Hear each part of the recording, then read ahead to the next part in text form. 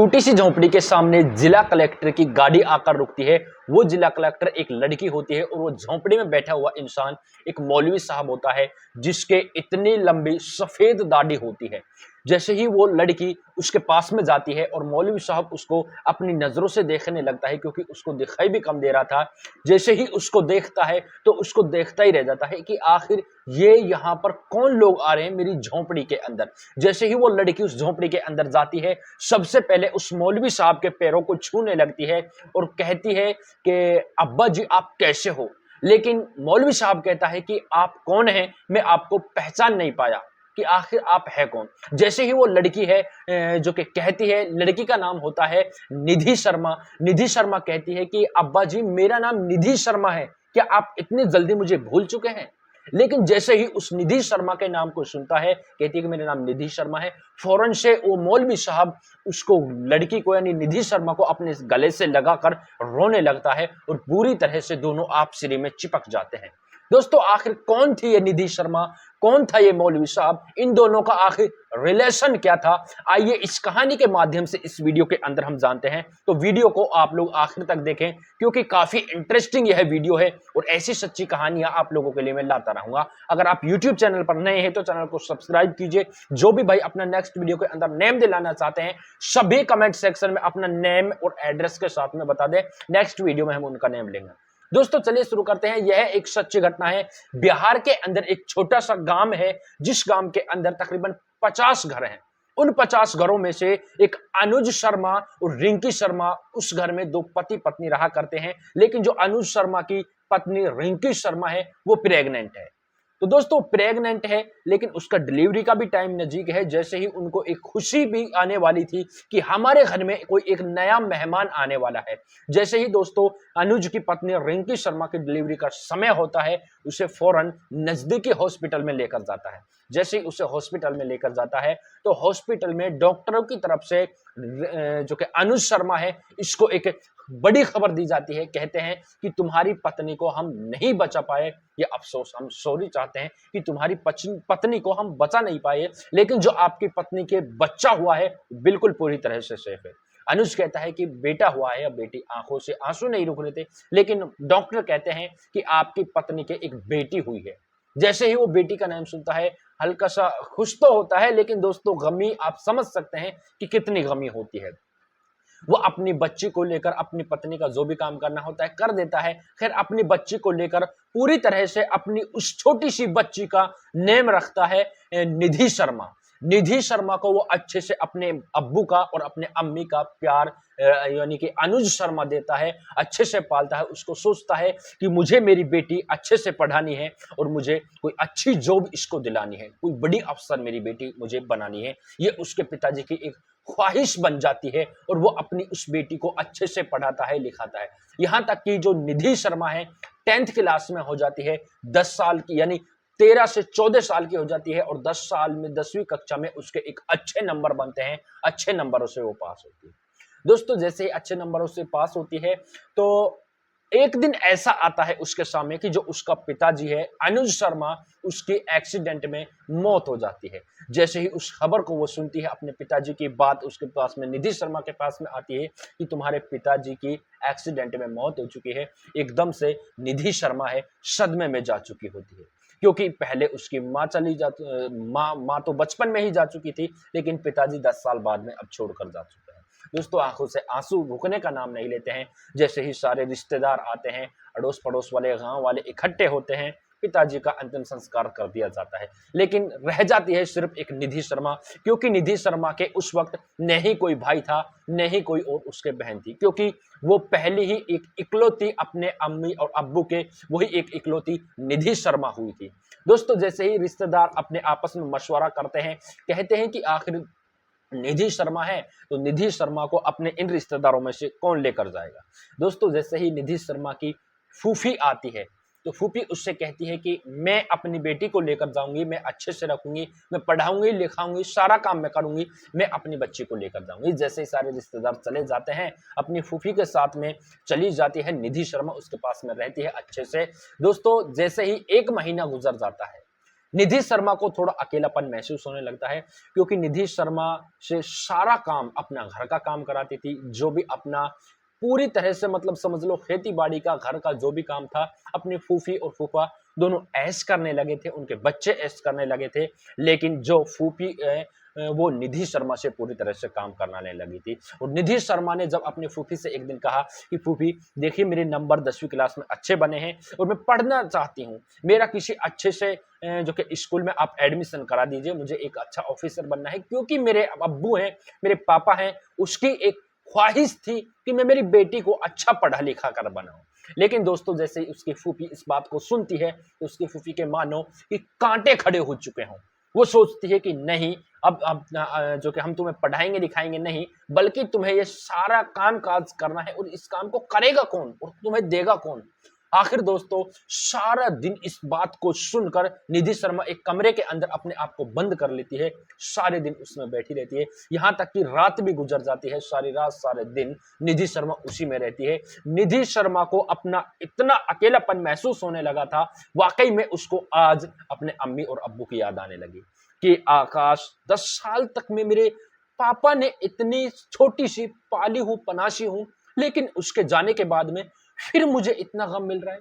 हालांकि जो उसकी लाखों की प्रॉपर्टी थी निधि शर्मा की, उसको बेचकर उसकी फूफी उसी के पास में पैसे लेकर आई थी और खुद रखने लगी थी उन पैसों को, क्योंकि उसने सोचा कि गांव वाले को, पड़ोस वाले को ही उसने, उसकी जो भैया की प्रॉपर्टी थी, सारी प्रॉपर्टी को बेचकर उन पैसों को ले आई। उन्होंने कहा कि मैं अपनी बेटी निधि शर्मा की पढ़ाई लिखाई में, सारा काम काज करने में जो कि इन पैसों को लगा दूं।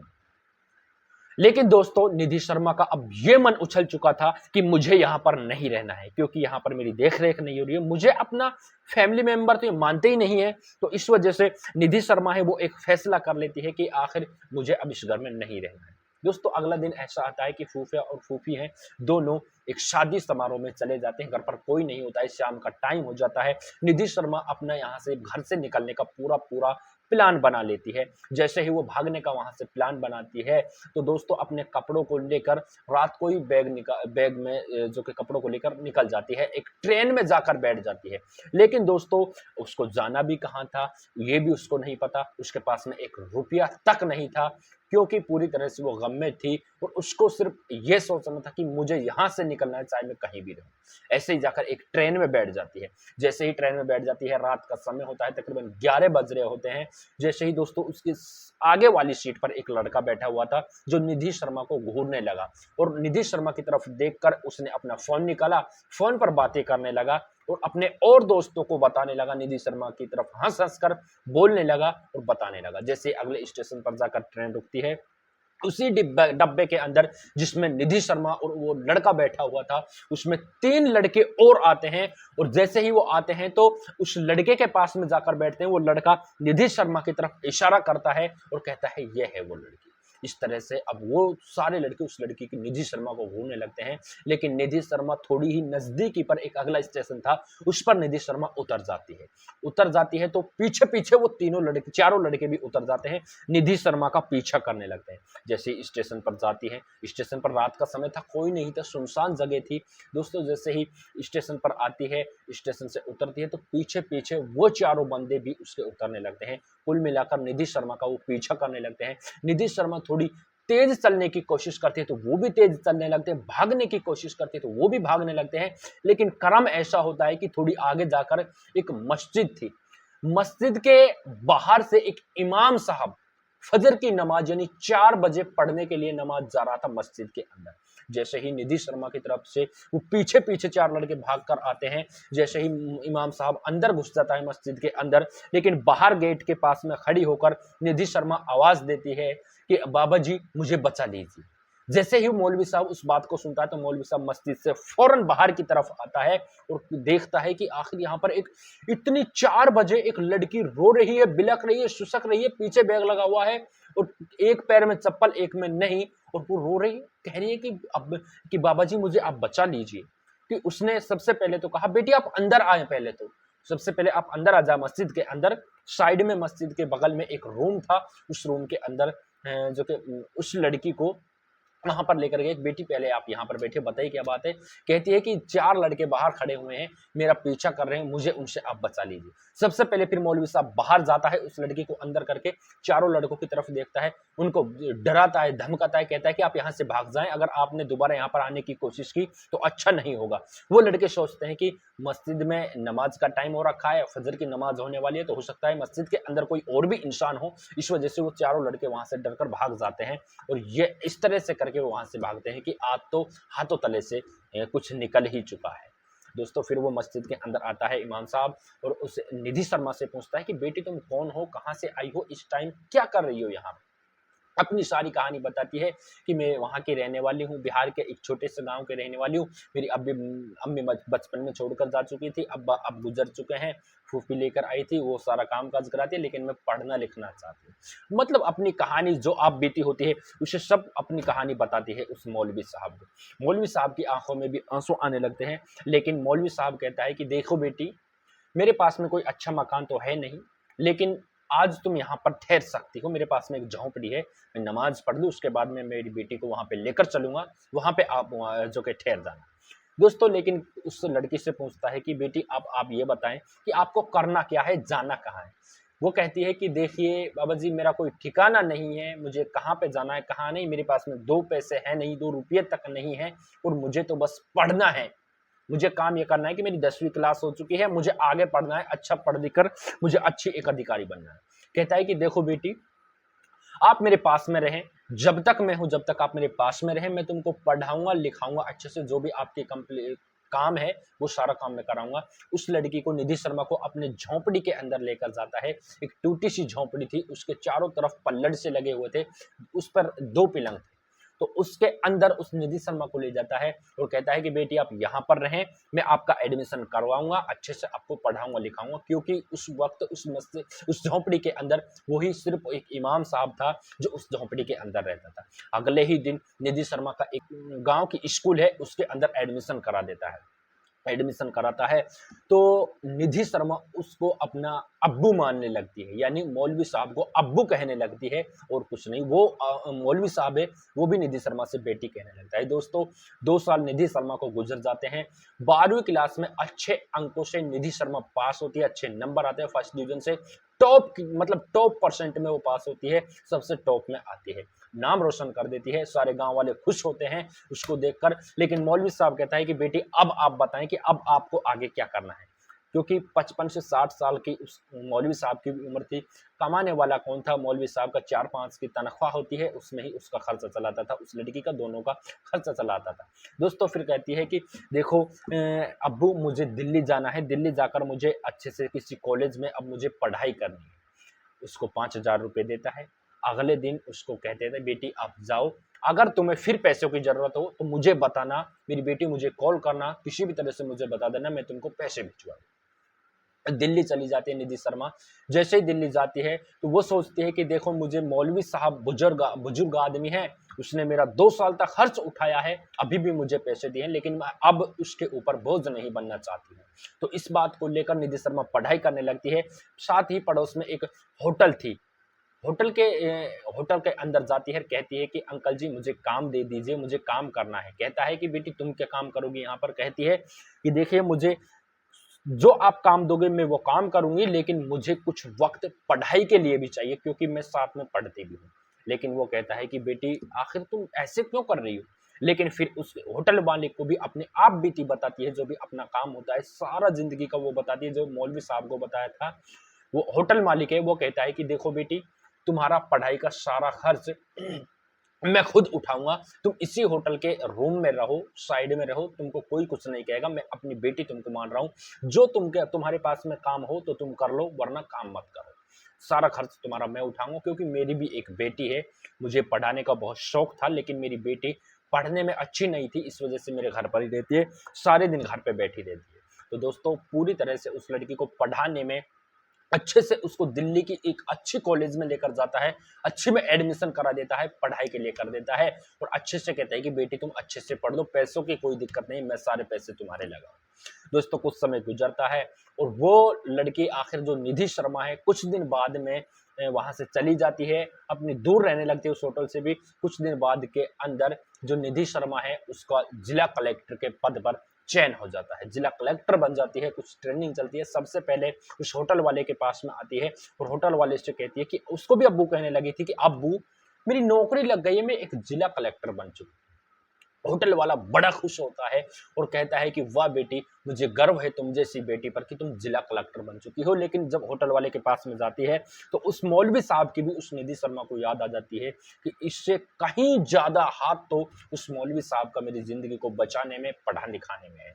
फौरन से निधि शर्मा का एक गांव के जो कि एक जिले के अंदर जिला कलेक्टर के पद पर चयन हो जाता है, फास्ट की ड्यूटी ज्वाइन कर लेती है और सोचती है कि सबसे पहले मुझे मौलवी साहब के यानी अब्बू के पास में जाना चाहिए। अपनी गाड़ियों को तैयार करती है, 2-3 गाड़ी पुलिस की उसके साथ में रहती हैं और जिला कलेक्टर बनकर यानी वो सीधा उस मौलवी के पास में उस गांव के अंदर पहुंच जाती है। जैसे ही देखती है कि वहां पर झोंपड़ी तो है ही नहीं, एक बूटी सी हल्का सा एक पल्लड़ सा वहां पर तना हुआ है, उसके अंदर एक बुजुर्ग आदमी बैठा हुआ। फौरन से वो अपनी गाड़ी वहां पर रोकती है, सारे गांव वाले इकट्ठे हो जाते हैं, देखते हैं कि आखिर ये लाल बत्ती की गाड़ी आखिर यहाँ पर किसकी, और ये मौलवी साहब की झोंपड़ी में क्या कर रहे हैं। ये लोग गार्ड बाहर खड़े हैं, पुलिस वाले बाहर खड़े हुए हैं, कोई मौलवी साहब ने ऐसा क्या काम कर दिया है कि जो पुलिस को आना पड़ा। जैसे ही वो लड़की फौरन से उस पल्लू के अंदर जाती है, उस जो पल्ला सा ढका हुआ था एक पलंग के चारपाई के ऊपर, उसके अंदर जाती है, फौरन से उसके पैरों को छूने लगती है और कहती है कि अब्बू तुम कैसे हो। लेकिन मौलवी साहब कहता है कि बेटी तुम कौन हो, मैं तुम्हें पहचान नहीं पाया, यहाँ पर तुम क्यों आई हो। कहती है कि अब्बू तुम मुझे इतनी जल्दी भूल गए, मेरा नाम निधि शर्मा है, आप इतनी जल्दी भूल गए, तुमने मुझे बेटी पालकर 2 साल तक रखा, अच्छे से पढ़ाया लिखाया, तो आज मैं जिला कलेक्टर आपके जो कि आपके जरिए से मैं जिला कलेक्टर बन चुकी हूँ। फौरन से वो मौलवी साहब खड़ा होकर उस बेटी को गले लगाता है और रोने लगता है, दोनों रोने लगते हैं और कहती है कि अब्बू तुम आखिरकार यहाँ पर रह रहे हो अभी भी। कहता है कि बेटी हाँ मैं यहीं पर रहता हूँ, तुम्हारे जाने के बाद में नहीं तुमने कोई कॉल मैसेज कुछ नहीं किया, मैंने सोचा कि पता नहीं जाने कहाँ पर चली गई, ये क्या हो गया है, मेरे पास में तो बेटी फोन भी नहीं है, कोई जानकारी भी नहीं है जो मैं तुम्हारे पास में कॉल करता। गांव वाले आते हैं, गांव वाले कहते हैं कि ये वही, गांव वालों को बताती है कि मैं वही तुम्हारी निधि शर्मा हूँ जो मौलवी साहब के पास में 2 साल तक रही थी। गांव वाले बड़े खुश होते हैं कि जिला कलेक्टर बन चुकी है। लेकिन मौलवी साहब को कहती है निधि शर्मा कि अब्बू तुम अब यहाँ पर नहीं रहोगे, तुम मेरे साथ में चलोगे, मेरे घर पर रहोगे जहां पर मैं अकेली रहती हूँ। अब हमको किसी भी किस्म की कोई टेंशन नहीं है, तुमको यहाँ पर रहने की जरूरत नहीं है। लेकिन मौलवी साहब कहता है कि बेटी पास में यहाँ पर मस्जिद है, मैं 5 टाइम की नमाज यहाँ पर पढ़ता हूँ और रहता हूँ अच्छे से, लेकिन आखिर मैं वहां पर कैसे नमाज पढ़ सकता हूँ। आप सोचिए कि मैं आपके घर में कैसे नमाज पढ़ सकता हूँ। लेकिन निधि शर्मा कहती है कि देखो अब्बू, जब तुमने मुझे यहाँ पर रखा था तो तुमने मेरा मजहब नहीं पूछा था कि तुम्हारा मजहब क्या है, मैं तुमको नहीं रखूंगा। इसी वजह से आप ये मत सोचिए कि मैं एक शर्मा हूं, मैं एक पंडित हूं, तो आप मेरे घर में नहीं, आप मेरे घर में रहकर नमाज नहीं पढ़ सकते। इस बात को, इस गलत फहमी को आप निकाल दीजिए। हाँ, मेरे घर के पड़ोस में ही एक मस्जिद वहां पर भी है, आप वहां पर चलिए, मैं आपको लेकर ही जाऊंगी, वहीं पर आप 5 टाइम की नमाज को अदा करना, 5 टाइम की नमाज पढ़ना। जैसे ही खड़ा होता है, वो नहीं मानती है तो उसको ले जाती है और अपने पास में उसे रखने लगती है। दोस्तों कुछ दिन बाद में एक ऑफिसर से उसकी शादी की चर्चा चलने लगती है। लेकिन वो कहती है कि देखो मेरे पास में मेरे साथ में मेरे मकान में एक बुजुर्ग रहता है, एक मौलवी साहब रहता है, वो मेरा अब्बू है। और वो अपनी जिंदगी के बारे में बताती है कि वो किस वजह से मेरा अब्बू बना है, उससे तुम हमारे साथ में रहोगे, तुम भी उससे इतना ही प्यार करोगे जितना प्यार मैं उससे करती हूँ अपने अब्बू से। क्योंकि उसको अपनी जिंदगी के बारे में बताती है कि मुझे इस तरह से इसने बचाया, इस तरह से पढ़ाया, आज मैं उसी की बदौलत यहाँ पर हूँ। दोस्तों उसी के जरिए वो जो लड़का है उसका पति बनता है, वो भी उस मौलवी साहब से दुगनी उसको ज्यादा इज्जत देने लगता है, प्यार करने लगता है। सारे लोग वहां पर हंसी खुशी रहने लगते हैं। तीनों फैमिली मेंबर, मौलवी साहब, निधि शर्मा और उसका पति, तीनों घर में अच्छे से रहने लगते हैं। किसी भी किस्म की कोई टेंशन वहां पर नहीं आती है। दोस्तों इस कहानी का मकसद किसी को गलत साबित करना नहीं है, साथ ही किसी की भावनाओं को ठेस पहुंचाना नहीं है, बल्कि इस कहानी का मकसद यह है कि आजकल जो लोग, जो भी इंसान है इस देश के अंदर, इस दुनिया के अंदर हिंदू मुस्लिम करके रखे हुए हैं, 2 गुटों को फंसाने की कोशिश कर रहे हैं, 2 मजहबों को लड़ाने का काम कर रहे हैं। आखिर मेरे भाइयों ऐसा ना करें। आप लोगों ने देखा कि एक पंडित और एक मुस्लिम बुजुर्ग मौलाना की कहानी किस तरह से इंटरेस्टिंग कहानी है। ऐसा ही हमको भाईचारा रखना है, ऐसा ही हम लोगों को भाईचारा रखकर हमें अपने देशों के अंदर, अपनी पूरी दुनिया के अंदर, दुनिया का एक दिन की है मेरे दोस्त, कितने दिन की दुनिया है, तो यहां से हम सब लोगों को जाना है। दोस्तों ये कहानी आप लोगों को कैसी लगी कमेंट सेक्शन में जरूर बताएं। अगर आप चैनल पर पहली बार आए तो चैनल को सब्सक्राइब करके बेल आइकन को प्रेस करें।